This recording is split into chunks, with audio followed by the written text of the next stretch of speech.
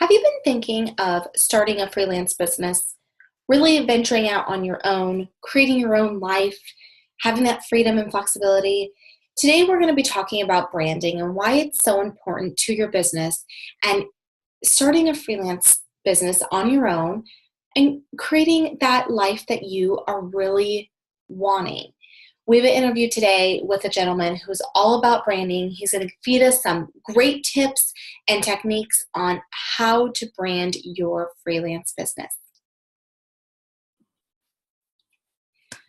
Thank you so much for coming on today, Seth. We are excited to hear about what you do and how you help freelancers build that brand. And I think this is a huge topic for freelancers because I think it's something that they tend to forget. So why don't you tell us a little bit about who you are and what you do?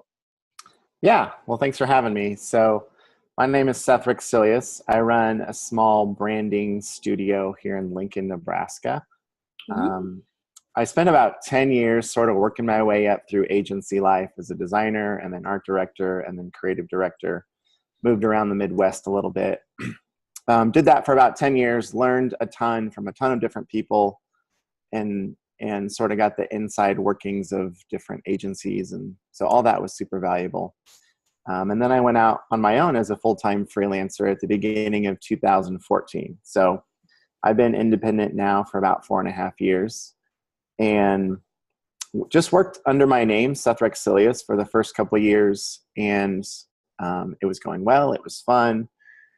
But then made the decision, like maybe someday this could grow into something bigger than just myself. So I rebranded to Wonder Wild at that point, and have been working under Wonder Wild since. So I have one full-time employee who helps me with project management and operations and all that stuff. But I still do the majority of the design work on projects, do some creative direction if we need to pull in a copywriter or another designer or a developer or an illustrator.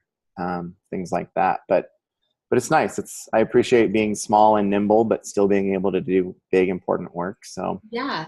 So that's where I'm at now. And we're focusing on branding as a discipline, Okay. brand identity design. So trying to be specialists and expert in that one thing instead of a generalist.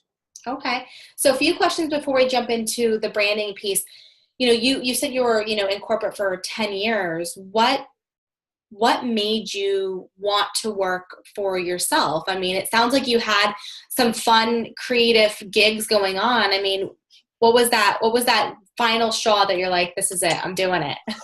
Boy, that's a good question. It was a slow build for a long time. I didn't start out day one like I'm going to be on my own someday. It was really just growing up and becoming an expert of my craft and then realizing I can do this. I don't need all the overhead and support that an agency provides. That's not to say those are bad things, but Right. I just sort of was coming to this gradual realization that I can do everything I'm doing within an agency outside of an agency. I would say the final straw would probably be my experience at Circle's conference. I'm not sure if you've ever heard of that. It's a conference for creative, not necessarily freelancers, but there's a lot of freelancers that go. It's in Grapevine, Texas in the fall each year. It's a fun little conference. So there was a guy there. His name is Ben Jenkins, and he used to run a design agency in Dallas, like downtown Dallas. Okay. He ended up just shutting it down. Everybody went remote. He started traveling around the country in an RV with his family. And I think it was him. There's probably other people that have said similar sentiments, but there was a line where he said, it was, let's see, build your dreams or someone else will hire you to build theirs. Totally. And so that line, along with just like the lifestyle flexibility that being on your own can provide, was really, I went home after that conference and I think it was probably 3 or 4 months later when I was officially out on my own. So that was definitely an impetus. That was it. And you have a family, so being able to be your own boss and have that freedom and flexibility, I'm sure it helps out in the home life as well. It's huge. Yeah. So we actually shortly after that, also got an RV. We have 4 kids. And so we've been traveling around the country, seeing different national parks and Oh, trying to take advantage of the season of life that we're in. So it's yes. huge. That is so, and that's something that we really preach to our clients and our audiences. It's not about, of course, making money is great, but it's really the lifestyle that you're able to live Yes. and spending that time with the family. And that's really, that's our why, is having that freedom and flexibility and being able to get up and go wherever we want. And that's awesome that you've been able to do that. Yep. That is a huge motivator. I love it. Oh, that's awesome. Okay, so let's jump into some branding, because I know everyone is dying to hear how they can brand themselves or what they're doing wrong or what they're doing right. So what does a personality play in branding? Yeah, so I think personality in branding is huge. And almost no matter what discipline or craft you're in, it can be a very saturated market because it's a low barrier to entry. Anybody, like you don't need a bunch of certifications or passing tests to just put up a website and say, hey, this is what I do. Mm-hmm. So it's not enough to just be good. It's not enough to even be better than the people around you. Like, you really have to be different. And so understanding your personality as a person, as a brand, as a small company, as a service or product, whatever it is, owning your personality, like really defining it and owning it and leading with it in the marketplace is just so critical for creating differentiation among everybody else. Because I think a lot of buyers won't necessarily perceive that you're better than the people they're comparing you to, just Right. at first glance, but they will know and remember something that's different or unique, whether it's a tone of voice or a bold perspective, or even the use of color. There's so many different ways to create distinction, but owning your personality allows it to come from an authentic place, and it can sort of permeate everything else that you do as a brand and a business. I love that, because I think that sometimes people struggle with that as they start their business. We get this a lot when we were doing a lot of social media management is, well, I don't want my personal life to be my business life. And, we always say, but it is, you are your business. And so I think that's a struggle, is, people being okay with their personality and knowing what that personality is and how to bring that into their business brand. So there's a nice marriage between the both of them and they're not separate. Yeah, for sure. And it doesn't have to be 100% of my personal personality coming through the business, but it does have to come from a true place. And it does, if you're a solopreneur or a freelancer, yeah, you really just can't, or even a small business with a few people, you really cannot separate who you are as a person from how you do business and how you talk and design and all those things. Exactly. Yep. It's coming from that place of being authentic and your core values and being true to yourself. Yeah. I will say just one thing to add on that. One tool that I found is really helpful for discovering and defining your brand personality. Yeah. They're called brand archetypes. I'm not sure if you've heard of them, but so there's 12 primary archetypes, and there's like a whole 3-ring binder and a deck of cards that you can buy. It's really cool. So there's 12 primary archetypes, and then there's a bunch of, like, if you get the big binder, there's like 60 total archetypes. But what's fun is, like, I've gone through these exercises with my clients, and you just sort of throw all the cards out on the table, and you have this really natural, organic discussion about who we are as a brand. So the 12, I can name them here real quick. The 12 primary archetypes are the hero, the everyday man or the regular, the caregiver, the creator, the explorer, the rebel, the lover, the ruler, the jester, the magician, the sage, the innocent. Ooh. So that's just like as a little teaser. Yeah. So you can find, so like, for example, like Disney would be the magician, or Nike would be the hero. Apple would be creator, stuff like that. So each archetype has a set of like built-in strengths and weaknesses. And some will resonate with you and you can identify yourself in those things, and some don't. And you can even you can combine like 2 or 3. So maybe you're the jester, but you're also an explorer. So then you can, Yes, you can kind of pick and choose. And I'm sure that tool would help kind of defining your core values as well, knowing that type of person you are and how to bring those into your business. for sure. Yeah. And it really does permeate then everything you do. It influences tone of voice. It influences colors and textures and patterns that you use. It influences how you talk, how you write your blog posts, how you talk on social media, etc. So it's a really helpful framework that if you haven't heard of it, if your listeners haven't heard of it before or looked into it, I think it can be a really helpful tool. Okay, I love it. Yeah. So talking about personalities and core values and creating that brand, what are some of the most common mistakes that young brands make? Yeah.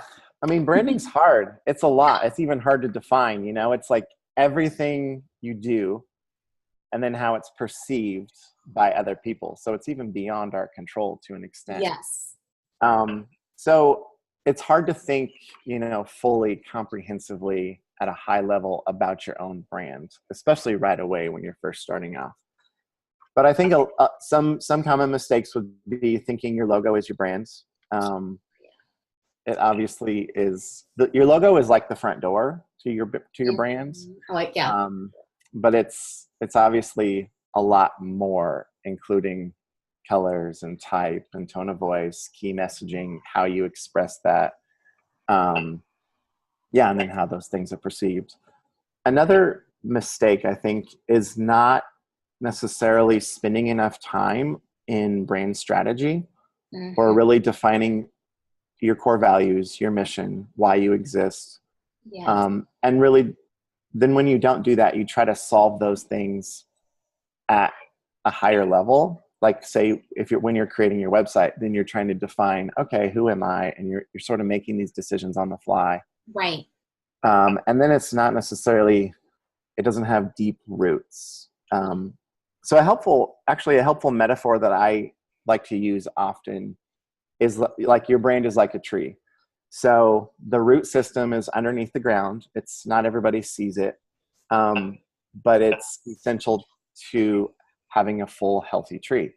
So your roots, your root system is why you exist, your mission, your vision, your personality, your position in the marketplace, the promise that you're making, all these things that are fundamental to who you are as a brand or business. Then I say your brand identity is like the tree trunk. So this is coming up out of the ground. This is like the first visible expression of the root system.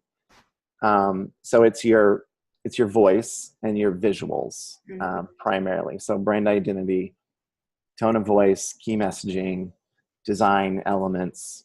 And then the branches and the leaves are like brand expression. So you have brand strategy, brand identity, and then brand expression. And that would be all your materials, website, business card, packaging, and everything that you do and make as a brand is at this branch level. So they're all connected to the brand identity, which is connected to the brand strategy. Yeah. But then it's like this very natural, cohesive, unified way of thinking about who you are as a brand, instead of just playing at the branch level, which I think a lot of young brands tend to do. Yeah. Well, and I think too, it's for Caitlin and I, we've been in business for 10 years and we started, just our business and working for everyone else and doing all of these things for them. So it was do as we say, not as we do. And now, fast forward 10 years and we, rebranding ourselves and going into social speak and really now looking at, okay, who are we? What do we want to be? And how do we want people to view us rather than just not having, a mute brand? How do we want to get out there? So I think that, building that foundation early on and knowing that it's going to grow and it's going to adjust because we're humans, we're always developing and growing ourselves. So it's not, just because you have a logo the day you start, that does not have to stay with you forever. And it's okay to rebrand, but knowing that foundation of your why and your personality and what you stand for, that's going to help you move along. Yeah, for sure. And that's another reason I love the tree metaphor, is because it's always growing and changing. You know, the roots are taking different form, branches maybe are cut off and other branches grow. And it's a constant, it's not an evolution, but it's botanical and not mechanical, I would Yes, say. And definitely. that's in the same way that a tree is that, your brand is that also. It will change over time, but hopefully it's all rooted in the same soil and Yeah. coming from the same place. Yep. And it's never going to be perfect when Yeah. you launch it. We get that all the time with like website design, well, I don't have this, I don't have the perfect image. I'm like, stop, just Yeah. get it up. You have the foundation and we can add to it. But if you're always waiting for that perfection, it's never going to happen. It's true. And even if it does, it won't be perfect tomorrow. Yeah. Yep. Perfect is a Yeah. moving You'll look target. back and you'll be like, what was I thinking? And Yeah. yeah. So how does that brand strategy, you have this foundation, and how does that brand strategy really influence that brand identity and really then ultimately that brand expression? Yeah. So I would say too, like, especially as a freelancer or a small company, your brand strategy doesn't have to be this really big, complicated thing. It can be simple and precise. So defining that brand strategy, why do I exist, and really determining like what makes us unique, what Yeah. makes us different. So you're going to have a handful of elements like position in the marketplace, your personality, why you exist, what you do, how you do it. All these elements work together to create something that no one else can say or claim.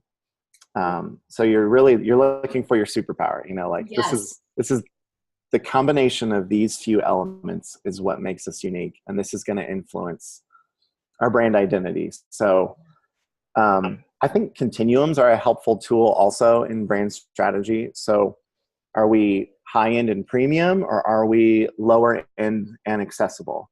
Are we sophisticated, or are we a jester? Are we funny? Yeah. Are we dark, or are we light? Using a bunch of different continuums can kind of help you find the right combination of those elements. And then if you are sophisticated and serious and traditional, then that's going to obviously play a huge factor in the fonts that you choose and the colors that you choose and the way that you design your website. Maybe there's going to be lots of white space. The paper that you choose, maybe it's going to be really high end and fancy. So these things that you're defining in brand strategy then translate directly to how you design your brand identity, and then the visual expression of that brand identity and the voice too. Yeah. And then so once you start getting this voice and visual expression of your brand strategy, then all the things you make are coming from the same place. And so there can be variation, but they're all going to still feel cohesive and unified, which is another thing that's really hard to do when you're first starting out, is have everything you do and make Yes. feel like it's together and coming from the same place. Yeah. Well, and that's, as a freelancer getting started, that's really where, you and your services would come in to help them, because it is a lot. You think that, as a freelancer, I'm just going to, be a copywriter, or I'm going to be, a social media manager or a photographer. And you are great at that skill set. At the same time, it is important to have that brand, which leads me into our next question. Why should each freelancer have their brand? Why are these things just so important for them? Yeah. Well, like some of the things we've discussed, like to be different, you really have to be different than your peers or your competitors if you want to stand out and if you want to be remembered. The goal is really to create an emotional connection. I don't know who said it, but I've heard the quote, people don't buy what you are selling, they buy the way that it makes them feel. Definitely. Yeah. And so your personality can heavily influence that. And your perspective can be another thing. Like there's something interesting or unique about what you do and the way you do it. Like no matter who you are or what you do, there's something that makes you unique and interesting compared to everybody else. So knowing what that is and leading with that is going to just go so far in helping you create an emotional connection with the people that you're wanting to, with your tribe. Exactly. And I think that's like key because, I know as freelancers getting started or have been in business for a while, it's hard to either charge what you're worth or attract those right clients. And so by starting off with this first and identifying that brand and your personality and what type of person you are, your core values, these brand archetypes. I mean, this is huge because then you are very clear with yourself, but then you're also going to be attracting those right clients. You're going to know, when someone comes to your website, they're going to be like, this is who I want to work with, or they meet you at networking or see a video. And I think that is really the key point, is to connect with those, what I say, like-minded, like-hearted tribe members. Yes. Yeah. It's huge. Like having a no right away is better than having a maybe and going through the sales process and then sometimes you discover too late that it's not a good fit. So defining those things right away and leading with it just simplifies that whole sales process, and hopefully attracts the right people and repels the right people too. Love it. Okay. Last question, Seth. Yeah. What is one piece of advice that you could give somebody that's looking to start a freelance business? Boy, good question.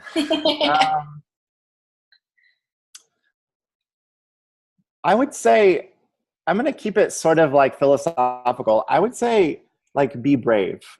A lot of things are scary, and a lot of things you aren't sure how to do it, or you're not sure if it'll work. And that feeling never, I don't think, really goes away. Talking to other business owners, really successful business owners that have been doing it for decades, we're all just figuring it out as we go. And so giving yourself permission to just go and to try things, and you're going to fail, but then that's how you learn. Like I just heard a quote this week. I like quotes, but I love it. Action creates information.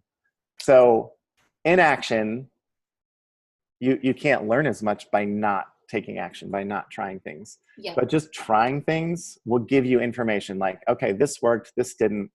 And then you try something else, and you're just constantly creating this library of information for yourself and figuring it out as you go. So it takes, just a bravery and a courage to go for it, and a resilience to not give up. Just keep trying, because none of us ever just get it right, and it doesn't stay right even if you get it right. So just go for it. That's what I would say. Thank you. And if our listeners and viewers are interested in talking to you further, how can they reach you? Where can you be found?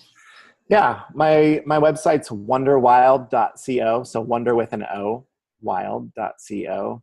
And my email is seth@wonderwild.co. So I would love to connect with anybody who has questions or wants advice, wants to talk about projects or collaborating or whatever. So I'm available. Awesome. Well, thank you so much for your time today, Seth. We will talk to you soon. Sounds good. Thank you. Thank you.